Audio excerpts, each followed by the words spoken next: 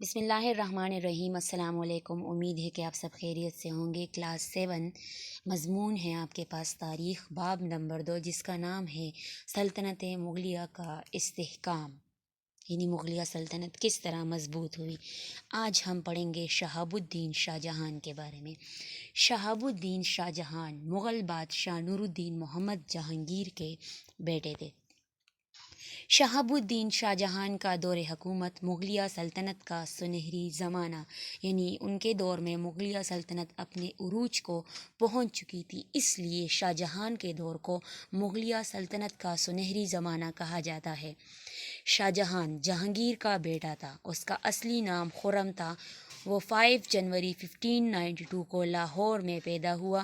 شاہ جہان کو بچپن سے ہی علم و ادب کے ساتھ ساتھ شاہ سواری اور نشانہ بازی سے بھی دلچسپی تھی، یعنی شاہ جہان بچپن ہی سے علم و ادب میں دلچسپی رکھتا تھا، اور اس کے ساتھ ساتھ شہ سواری یعنی گھڑ سواری میں بھی دلچسپی رکھتا تھا، اور نشانہ بازی یعنی شکار وغیرہ میں بھی دلچسپی رکھتا تھا، نشانہ وغیرہ باندھنا اس میں دلچسپی رکھتا تھا۔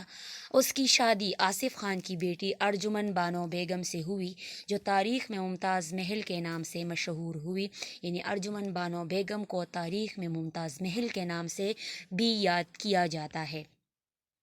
جہانگیر کے انتقال کے بعد شاہ جہان 4 فروری 1628 کو ابو المظفر شہاب الدین محمد شاہ جہان بادشاہ غازی کے لقب سے تخت نشین ہوا، یعنی وہ اس نام کے ساتھ تخت پر بیٹھ گیا اور بادشاہ بن گیا۔ شاہ جہان کے دور کو مغلیہ دور کا سنہری زمانہ کہا جاتا ہے، کیونکہ اس کے دور میں مغلیہ سلطنت اپنے عروج کو یعنی اپنی بلندی کو پہنچ چکی تھی، اور ملک بھر میں امن و امان اور خوشحالی کا دور آتا، یعنی ہر جگہ پہ امن و امان تھی، خوشحالی تھی۔ نظم و نسق۔ اب دفتری امور کا کیا بندوبست تھا شاہ جہان کے دور میں؟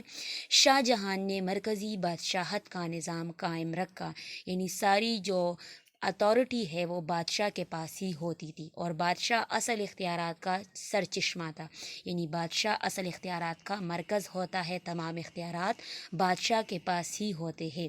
اس نے جہانگیر کا انتظامی ڈھانچہ چند اصلاحات کے ساتھ جاری رکھا، یعنی جو سسٹم جہانگیر نے متعارف کروایا تھا اس کو چند اصلاحات کے ساتھ شہاب الدین شاہ جہان نے جاری رکھا۔ اس نے صوبوں میں بعض انتظامی تبدیلیاں بھی کی، یعنی صوبوں میں بعض انتظامیہ تبدیلیاں بھی اس نے ساتھ کی۔ وہ 22 صوبوں پر مشتمل سلطنت کا حاکم تھا، یعنی 22 صوبوں پر اس کی حکومت قائم تھی۔ ان صوبوں کی سالانہ آمدنی 45 کروڑ روپے تھی، یعنی تقریباً ان صوبوں سے سالانہ سال کے حساب سے تقریباً 45 کروڑ روپے جو ہے وہ ملتے تھے حکومت کو۔ شاہ جہان انتہائی دیانتدار، محنتی اور مستعد افراد کو یعنی قابل افراد کو اعلیٰ عہدوں پر فائز کرتا، یعنی ان کو اعلیٰ عہدے دیتا تھا جو قابل بھی ہو، دیانتدار بھی ہو اور محنتی بھی ہو۔ وہ سرکاری حسابات کی خود پڑتال کرتے، یعنی خود ہی سرکاری حسابات کی جانچ کاری کرتے۔ اس کے بہتر نظم و نسق کے نتیجے میں ایک پرگنہ سے تقریباً 10 لاکھ کی رقم سرکاری مد میں وصول کی جاتی تھی، یعنی اس کے بہتر نظام کی وجہ سے، بہتر جو انہوں نے سسٹم رکھی ہوئی تھی اپنی سلطنت میں، تو تقریباً ایک پرگنہ سے، پرگنہ کہتے ہیں ملک کا چھوٹا حصہ، تقریباً ملک کے چھوٹے حصے سے تقریباً 10 لاکھ کی رقم جو ہے وہ سرکاری مد میں وصول کی جاتی تھی، یعنی سرکاری خزانے میں جمع ہوتی تھی۔ اکبر کے زمانے میں یہ رقم 3 لاکھ تھی۔ شاہ جہان ایک بہترین مالیاتی نظام کا قیام عمل میں لایا تھا، یعنی شاہ جہان نے ایک بہترین پیسے کے حساب کتاب کا ایک نیا نظام جو ہے وہ قیام عمل میں شاہ جہان لایا تھا۔ محکمہ مال کے افسران کو سختی سے ہدایت کی تھی کہ کسانوں سے اچھا سلوک کرے، آمدنی کے بڑے بڑے ذرائع میں جائیداد کی خرید و فروخت کا محصول، یعنی جائیداد کی خرید و فروخت سے جو حاصل کردہ آمدنی ہوتی تھی، مختلف پیشوں اور تجارت پر ٹیکس، ہندوؤں پر ٹیکس، سرکاری فیس، چندے اور تحائف وغیرہ شامل تھے۔ نظام انصاف کو یعنی عدل و انصاف کے نظام کو بااثر بنانے کے لیے شاہ جہان اہل اور قابل قاضیوں کا تقرر کرتا تھا، یعنی قابل جو ہے وہ ججوں کو منتخب کرتا تھا۔ تمام لوگوں کو یکساں حیثیت دی جاتی تھی۔ مجرموں کو عبرت ناک سزائیں دینے کی وجہ سے جرائم کم تھے، یعنی عبرت ناک خوف دلانے والی سزائیں جو ہے مجرموں کو دی جاتی تھی، جس کی وجہ سے جرائم کی تعداد میں کمی ہوئی تھی۔ آخری اپیل بادشاہ کو کی جاتی۔ شاہ جہان نے بدھ کا دن انصاف کے لیے مقرر کیا تھا۔ فوجیوں کی کل تعداد تقریباً 4,40,000 تھی۔ صوبے انتظامی طور پر کئی اکائیوں میں تقسیم کیے گئے تھے، یعنی کئی حصوں میں تقسیم کیے گئے تھے۔ اہم صوبائی افسروں میں صوبہ دار یعنی صوبے کا حاکم، صوبائی دیوان یعنی محکمہ مال کا جو بڑا افسر ہوتا ہے اس کو صوبائی دیوان کہا جاتا ہے، فوجدار فوج کا جو بڑا افسر ہوتا ہے، اور کوتوال وغیرہ شامل تھے۔ کوتوال کہتے ہیں قلعے دار محافظ یا پورے شہر کا جو محافظ ہوتا ہے اس کو کوتوال کہا جاتا ہے۔ سلطنت کی وسعت، اب کیسے جو ہے وہ اس نے اپنی سلطنت کو پھیلایا۔ شاہ جہان نے فتوحات کے ذریعے مغلیہ سلطنت کو وسعت دی تھی، یعنی مختلف علاقے اس نے فتح کر کے اپنی سلطنت میں شامل کر لیے تھے، جس کی وجہ سے اس کی سلطنت جو ہے وہ مزید بڑھ گئی تھی۔ شاہ جہان نے دکن کے خلاف جارحانہ حکمت عملی اپنائی، یعنی لگاتار وہ آگے بڑھ رہا تھا دکن کے خلاف اور ان کو فتح کرنے کی کوشش میں تھا۔ یہاں کی اکثریتی آبادی شیعہ مسلمانوں پر مشتمل تھی، یعنی یہاں پہ اکثریت کی جو آبادی تھی وہ شیعہ مسلمان تھے، اور یہ لوگ مغلوں کے خلاف تھے۔ یہ لوگ شاہ ایران کو اپنا محافظ سمجھتے تھے اور مغلوں کے خلاف مرہٹوں کی مدد کرتے تھے۔ مرہٹے جو ہے یہ ایک قوم ہے جو ہندوستان کے صوبے مہاراشٹر کی رہنے والی ہے۔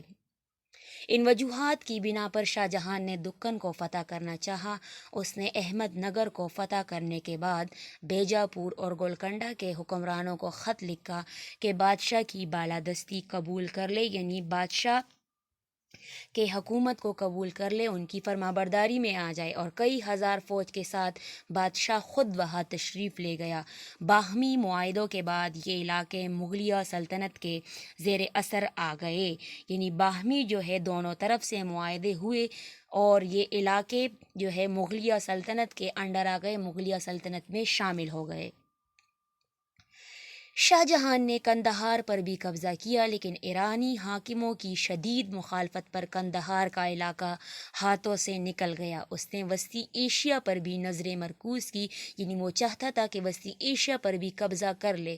وسطی ایشیا جو ہے اس کو انگلش میں سینٹرل ایشیا کہا جاتا ہے۔ اس میں قازقستان، ازبکستان، کرغزستان، ترکمانستان یہ ممالک آتے ہیں۔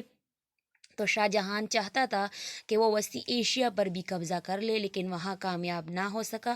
شاہ جہان نے پرتگالیوں کو شکست دے کر ہندوستان کو یورپی اقوام سے محفوظ بنانے کی کوشش کی۔ پرتگالی جو ہے یہ یورپی ملک سے متعلق ہے، یعنی یورپی ممالک میں یہ آتا ہے، اور پرتگالی جو ہے یہ پرتگال کے رہنے والے تھے۔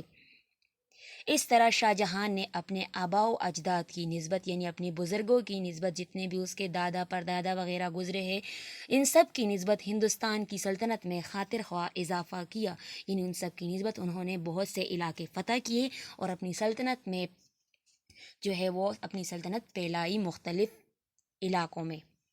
اس سے ریلیٹڈ کویسچن آپ نے کرنا ہے اپنی کاپیوں میں۔ سوال ہے شاہ جہان کو مغلیہ دور کا سنہری زمانہ کیوں کہا جاتا ہے؟ جواب ہے ہمارے پاس شاہ جہان کو مغلیہ دور کا سنہری زمانہ کہا جاتا ہے کیونکہ اس دور میں مغلیہ سلطنت اپنے عروج کو پہنچ چکی تھی۔ نظم و نسق یہ آپ کے پاس ہیڈنگ ہے۔ شاہ جہان نے مرکزی بادشاہت کا نظام قائم رکھا، محنتی اور دیانتدار افراد کو عہدے دیتا، جس کی وجہ سے ملک کا نظم و نسق مضبوط تھا۔ اس نے بہترین مالیاتی نظام قائم کیا۔ سلطنت کی وسعت، شاہ جہان نے فتوحات کے ذریعے مغلیہ سلطنت کو وسعت دی۔ ثقافت اور فن تعمیر یہ بھی آپ کے پاس ہیڈنگ ہے۔ شاہ جہان کا دور بلا شبہ فن تعمیر کا سنہری زمانہ تھا۔ اس نے اپنے 30 سالہ عہد حکومت میں دہلی، آگرہ، لاہور، قندھار اور کشمیر میں بے شمار قلعے اور مساجد تعمیر کروائی۔ اس کے دور کی اہم عمارتوں میں تاج محل اور شالیمار باغ شامل تھا۔ مختصر سوال آپ نے کرنا ہے کاپیوں میں، شاہ جہان کو عمارت سازی کا بادشاہ کیوں کہا جاتا ہے؟ جواب ہے ہمارے پاس، شاہ جہان کو عمارت سازی کا بادشاہ اس لیے کہا جاتا ہے کہ اس نے اپنی سلطنت میں بہت سی خوبصورت عمارتیں بنوائی، جن میں آگرہ، تاج محل، شالیمار باغ، قلعہ آگرہ، جامع مسجد دہلی اور نشاط باغ شامل ہے۔ امید ہے کہ آپ سب کو سمجھ آ گئی ہوگی۔ آپ سب کا بہت بہت شکریہ۔